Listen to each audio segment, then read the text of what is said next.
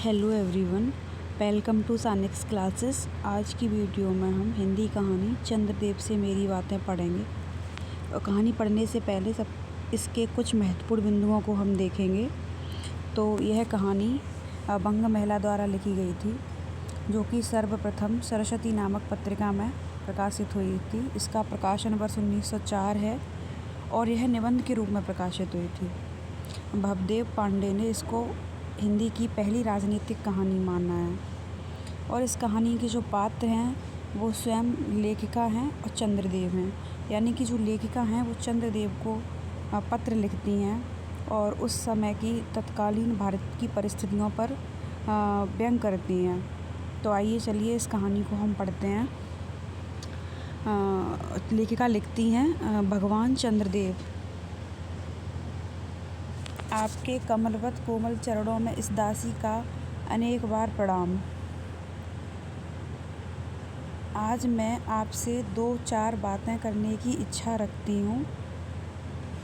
क्या मेरे प्रश्नों का उत्तर आप प्रदान करेंगे? कीजिए, बड़ी कृपा होगी। देखो सुनी अनसुनी सी मत कर जाना, अपने बड़प्पन की ओर ध्यान देना। अच्छा कहती हूँ, सुनो। मैं सुनती हूँ आप इस आकाश मंडल में चिरकाल से वास करते हैं। क्या यह बात सत्य है?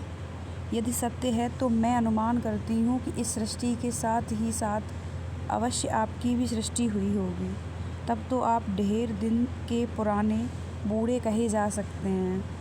आप इतने पुराने हैं तो सही, पर काम सदा से एक ही और एक ही स्थान में करते आते हैं। यह क्यों? क्या आपका डिपार्टमेंट, यहाँ डिपार्टमेंट शब्द को हाईलाइट इसलिए किया है क्योंकि अभी जो जनवरी में एग्ज़ाम हुआ था यूजीसी नेट का, उसमें इस कहानी से अंग्रेज़ी के जो शब्द हैं उनको लिखा गया था और ये पूछा गया था कि इनको क्रम से लगाइए। इसीलिए यहाँ पे मैंने जो अंग्रेज़ी शब्द हैं उनको हाईलाइट कर दिया है। आप सब भी इन पे अच्छे से ध्यान देंगे। आगे पढ़ते हैं।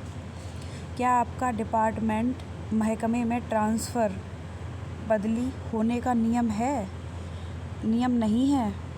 क्या आपकी गवर्नमेंट पेंशन भी नहीं देती? बड़े खेद की बात है। यदि आप हमारी न्यायशीला गवर्नमेंट के किसी विभाग में नौकरी करते होते, अब तक आपकी बहुत कुछ पदोन्नति हो गई होती और ऐसी पोस्ट पर रहकर भारत के कितने ही सुरम्य नगर, पर्वत, जंगल और झाड़ियों में भ्रमण करते। अंत में इस वृद्धावस्था में पेंशन प्राप्त कर काशी। तो इस कहानी में जो स्थान आए हैं उनको भी हम एक जगह नोट कर लेंगे। तो सबसे पहले हमें क्या मिला है? ये काशी। काशी को हम नोट करेंगे। हाँ, ऐसे पुनीत और शांति धाम में बैठकर हरि नाम स्मरण करके अपना परलोक बनाते हैं। यही बड़ी भारी भूल हुई। भगवान चंद्रदेव, क्षमा कीजिए, आप तो अमर हैं। आपको मृत्यु कहाँ?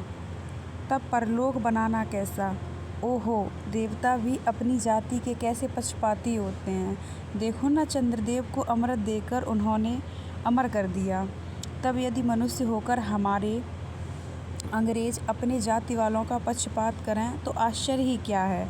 अच्छा, यदि आपको अंग्रेज़ जाति की सेवा करना स्वीकार हो तो एक एप्लीकेशन, निवेदन पत्र हमारे आधुनिक भारत प्रभु लॉर्ड कर्जन, उस समय भारत के जो वायसराय हैं वो लॉर्ड कर्जन हैं, के पास भेज देवें। आशा है कि वे आपको आदरपूर्वक अवश्य आह्वान करेंगे, क्योंकि आप अधम भारतवासियों के भांति कृष्णांग तो हैं ही नहीं। तो आपको अच्छी नौकरी देने में उनकी गौरांग जाति कुपित हो उठेगी। यहाँ गौरांग जाति से मतलब है जो अंग्रेज़ हैं उन पर व्यंग किया गया है। और फिर आप तो एक सुयोग्य, कार्यदक्ष, परिश्रमी, बहुदर्शी, कार्यकुशल और सरल स्वभाव महात्मा हैं। मैं विश्वास करती हूँ कि जब लॉर्ड कर्जन हमारे भारत के स्थायी भाग्य विधाता बनकर आवेंगे, तब आपको किसी कमीशन का मेंबर नहीं तो किसी मिशन में भर्ती करके वे अवश्य ही भेज देवेंगे, क्योंकि उनको कमीशन और मिशन दोनों ही अत्यंत प्रिय हैं। ये लाइन हाईलाइट करेंगे। आपके चंद्रलोक में जो रीति और नीति सृष्टि के आदिकाल में प्रचलित थे वे ही अब भी हैं, पर यहाँ तो इतना परिवर्तन हो गया है कि भूत और वर्तमान में आकाश पाताल का सा अंतर हो गया है। मैं अनुमान करती हूँ कि आपके नेत्रों की ज्योति भी कुछ अवश्य ही मंद पड़ गई होगी, क्योंकि आधुनिक भारत संतान लड़कपन से ही चश्मा धारण करने लगी है। इस कारण आप हमारे दीनहीन क्षीण प्रभ भारत को उतनी दूर से भली भांत न देख सकते होंगे। अतएव आपसे सादर करती हूँ कि एक बार कृपा कर भारत को देख तो जाइए। यदि इस बात को जानती हूँ कि आपको इतना अवकाश कहाँ, पर 8वें दिन नहीं तो महीने में एक दिन अर्थात अमावस्या को तो आपको हॉलीडे की छुट्टी अवश्य ही रहती है। जो लेखिका हैं वो चंद्रदेव से ये कह रही हैं कि आप आइए, कम से कम एक बार हमारे भारत में मतलब घूम जाइए। 8वें दिन नहीं आ पाओ तो महीने में एक दिन आ जाओ, क्योंकि आपको अमावस्या की छुट्टी तो मिलती ही होगी। आगे पढ़ते हैं। यदि आप उस दिन चाहें तो भ्रमण कर जा सकते हैं। इस भ्रमण में आपको कितनी ही नूतन दृश्य देखने को मिलेंगे, जिसे सहसा देखकर आपकी बुद्धि जरूर चकरा जाएगी। यदि आपसे सारे हिंदुस्तान का भ्रमण शीघ्रता के कारण न हो सके तो केवल राजधानी कलकत्ता। देखिए, उस समय भारत की राजधानी कलकत्ता हुआ करती थी। तो पहला शहर हमें क्या मिला था? काशी। और अब ये हमें दूसरा शहर क्या मिला है? कलकत्ता। तो इन दोनों को हम नोट करेंगे।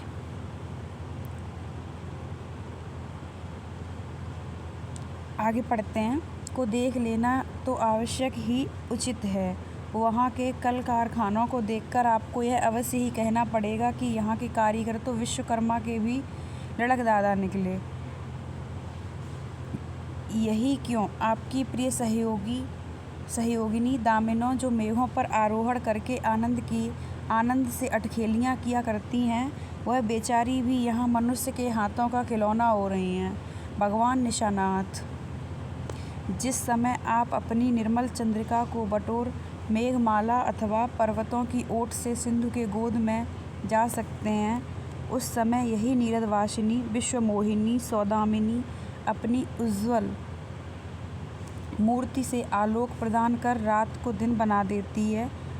आपके देवलोक में जितने देवता हैं उनके वाहन भी उतने हैं। किसी का गज, यहाँ पे कौन कौन से वाहन की बात हो रही है? गज मतलब हाथी, किसी का गज, किसी का हंस, किसी का बैल, किसी का चूहा इत्यादि। हम जो भी ये वाहन हैं, जो भी ये जीव हैं, इनको भी हम याद रखेंगे, क्योंकि आजकल एग्ज़ाम में कुछ भी पूछा जा रहा है। जब वो अंग्रेज़ी क्रम लगाने को पूछ सकता है तो वो वाहनों का नाम भी पूछ सकता है, तो इसलिए इनको याद रखेंगे। पर यहाँ तो सारा बोझ आपकी चपला और अग्निदेव के माथे मढ़ा गया है। क्या ब्राह्मण, क्या क्षत्रिय, क्या वैश्य, क्या शूद्र, क्या चांडाल, सभी के रथों का वाहन वही हो रही है। हमारे श्वेतांग महाप्रभु गढ़ को जहाँ पर कुछ कठिनाई का सामना आ पड़ा, झट उन्होंने इलेक्ट्रिसिटी को लापटका। बस कठिन से कठिन कार्य सहज में संपादन कर लेते हैं, और हमारे यहाँ के उच्च शिक्षा प्राप्त युवक काठ के पुतलों की भांति मुँह ताकते रह जाते हैं। जिस व्योमवासिनी विद्युत देवी को स्पर्श तक करने का किसी व्यक्ति का साहस नहीं होता, वही आज पराए घर में आश्रित नारियों की भांति ऐसे दबाव में पड़ी है कि वह छू तक नहीं कर सकती। क्या करे? बेचारी के भाग्य में विधाता ने दासी वृत्ति ही लिखा था। हरिपोद्भा त्रिलोक के पावनी सुरसरी के भी खोटे दिन आ गए हैं। यहाँ पे गंगा नदी की बात हो रही है। वह भी अब स्थान स्थान में बंधनग्रस्त हो रही है। उसके वक्ष स्थल पर जहाँ तहाँ मोटे बृहदाकार खम्भ गाड़ दिए गए हैं। कलकत्ता आदि को देखकर आपके देवराज सुरेंद्र भी कहेंगे कि हमारी अमरावती भी याद रखेंगे। तो इसके आगे निरी फीकी सी जान पड़ती है। जहाँ ईडन गार्डन, इसमें ईडन गार्डन का भी स्थान का जिक्र आया है। तो पारिजात पारिशोभित नंदन कानन को भी मात दे रहा है। वहाँ के विश्वविद्यालय के विश्वश्रेष्ठ पंडितों की विश्वव्याधिनी विद्या को देखकर बीड़ा पाणी सरस्वती देवी भी कहने लग जाएंगी कि निसंदेह इन विद्या दिग्गजों की विद्या चमत्कारिणी है। वही के फोर्ट विलियम कॉलेज का जिक्र हुआ है कि फौजी सामान को देखकर आपके देव सेनापति कार्तिकेय बाबू के भी छक्के छूट जाएंगे, क्योंकि देव सेनापति महाशय देखने में खास बंगाली बाबू से जचते हैं और उनका वाहन भी एक सुंदर मयूर है। बस इससे उनके वीरत्व का भी परिचय खूब मिलता है। वहाँ के मिंट जो टकसाल हैं जहाँ पे सिक्के ढाले जाते हैं उसकी बात हो रही है। आगे देखते हैं कि वहाँ के मिंट को देखकर सिंधु तनया, आपकी प्रिय सहोदरा कमला देवी तथा कुबेर भी अकचका जाएंगे।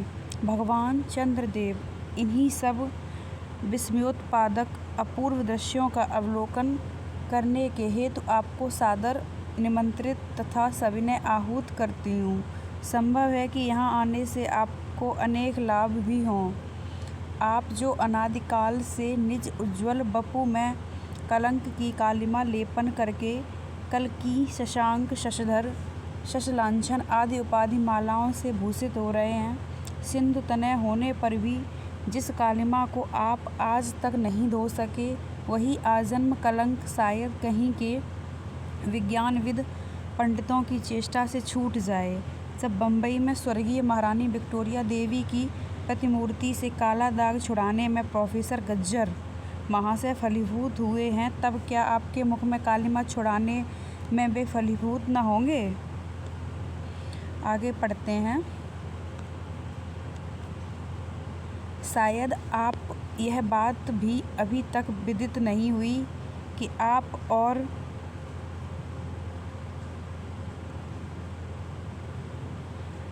आपके स्वामी सूर्य भगवान पर जब हमारे भूमंडल की छाया पड़ती है तभी आप लोगों पर ग्रहण लगता है। पर आपको तो अब तक वही पुराना विश्वास बना हुआ है, जब कुटिल ग्रह राहु आपको निकल जाता है तभी ग्रहण होता है। यहाँ पे निकल जाता होना चाहिए, आई थिंक निकल जाता है तभी ग्रहण होता है। पर ऐसा थोथा विश्वास करना आप लोगों की भारी भूल है। अतः हे देव, मैं विनय करती हूँ कि आप अपने सहृदय से इस भ्रम को जड़ से उखाड़ कर फेंक दें। अब भारत में ना तो आपके और ना आपके स्वामी भुवन भास्कर सूर्य महाशय ही के वंशधरों का साम्राज्य है, और न अब भारत ही वह सस्य श्यामला स्वर्ण प्रसूता मूर्ति की है। अब तो आप लोगों के अज्ञात एक अन्य द्वीपवासी परम शक्तिमान गौरांग महाप्रभु इस सुविशाल भारतवर्ष का राज्य वैभव भोग रहे हैं। अब तक मैंने जिन बातों का वर्णन आपसे स्थूल रूप में किया है, अब इन्हीं विद्या विशारद गौरांग प्रभुओं के कृपा कटाक्ष का परिणाम है। यूँ तो यहाँ प्रतिवर्ष पदवी दान के समय कितने ही राज्य विहीन राजाओं की सृष्टि हुआ करती है, पर आपके वंशधरों में जो 2-4 महाराजा नाम मात्र के हैं भी बेकाठ के पुतले की भांति हैं। जैसे उन्हें उनके रक्षक नचाते हैं वैसे ही वे नाचते हैं। वे इतनी भी जानकारी नहीं रखते कि उनके राज्य में क्या हो रहा है, उनकी प्रजा दुखी है या सुखी।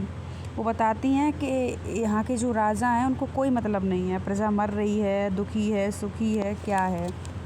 अगले पैराग्राफ में पढ़ते हैं। यदि आप कभी भारत भ्रमण करने को आएँ तो अपने फैमिली डॉक्टर धन्वंतरी महाशय को और देवताओं के चीफ जस्टिस चित्रगुप्त जी को साथ लेते आएँ। आशा है कि धन्वंतरी महाशय यहाँ के डॉक्टरों के सन्निकट चिकित्सा संबंधी बहुत कुछ शिक्षा लाभ कर सकेंगे। यदि प्लेग, उस समय कौन सी बीमारी फैली हुई है? प्लेग। तो प्लेग बीमारी का भी जिक्र इस कहानी में हुआ है। ठीक है, आगे पढ़ते हैं। यदि प्लेग महाराज ईश्वर ना करे आपके चंद्रलोक या देवलोक में घुस पड़े तो वहाँ से उनको निकालना बहुत सहज बात ना होगी।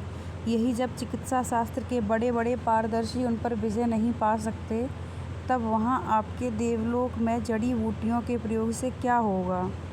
यहाँ के इंडियन पीनल कोड (IPC) की बात हुई है की धाराओं को देखकर चित्रगुप्त जी महाराज अपने यहाँ के दंड विधि कानून को बहुत कुछ सुधार सकते हैं। वो कहती हैं कि आपके यहाँ पे जो IPC है उसकी जो धाराएं हैं उसको देखकर चित्रगुप्त जी बहुत कुछ सुधार लेंगे। देख रहे हो आप, मतलब बंग महिला किस प्रकार से व्यंग कर रही हैं। और यदि बोझ ना हो तो यहाँ के वे 2-4 टाइपराइटर भी खरीद ले जाएं। जब प्लेग महाराज के अपार अनुग्रह से उनके ऑफिस में कार्य की अधिकता होवे, तब उससे उनकी राइटर्स बिल्डिंग की राइटर्स के काम में बहुत ही सुविधा और सहायता पहुंचेगी। वे लोग दिन का काम 2 घंटे में कर डालेंगे।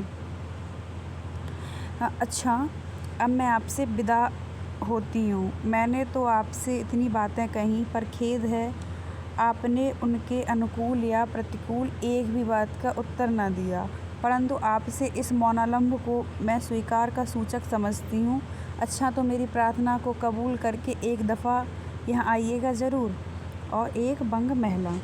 तो यह कहानी बंग महिला ने लिखी है और उन्होंने चंद्रदेव को पत्र लिखा है और उन्होंने उस समय की भारत की जो परिस्थितियाँ हैं, कैसे अंग्रेज़ भारत में शोषण कर रहे हैं लोगों का, और वहाँ के राजा जो महाराजा हैं उनको कोई मतलब नहीं है। तो इस प्रकार बंग महिला लिखती हैं चंद्रदेव को पत्र कि आप आइए, यहाँ घूम जाइए। आज की कहानी में हमने जाना कि उस समय कितनी विपरीत परिस्थितियाँ बनी हुई थी भारत में, और आज के वीडियो में हमने इस कहानी को कंप्लीट किया। और वीडियो अच्छी लगी हो तो वीडियो को लाइक कर दें, और मिलते हैं अगली वीडियो में एक नई कहानी के साथ। तब तक के लिए जय हिंद।